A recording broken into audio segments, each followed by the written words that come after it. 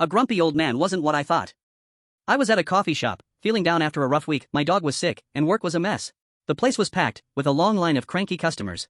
An old man, probably in his 80s, was at the counter, grumbling loudly about the newfangled coffee machines. The barista, a young guy, looked frazzled and said, "Sir, I'm trying to help you."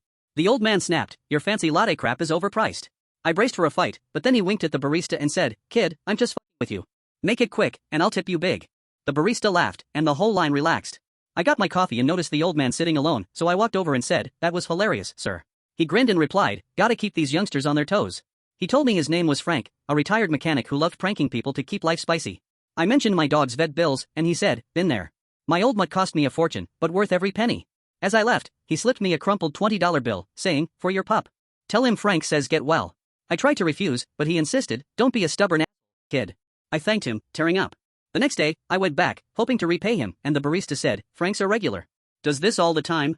I asked around and learned Frank had been secretly paying for people's orders when they looked stressed. I tracked him down a week later at the shop and said, "Frank, you're a legend." He chuckled, "Just an old fart having fun."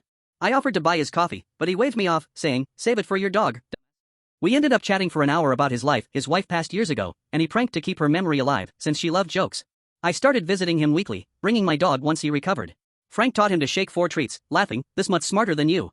The shop staff now call him Prank Grandpa, and he's got everyone smiling. I posted about it online, and locals started a fund to cover his coffee for life. Frank grumbled, "I don't need your charity," but he was beaming. That old man turned my week around and reminded me people can be good.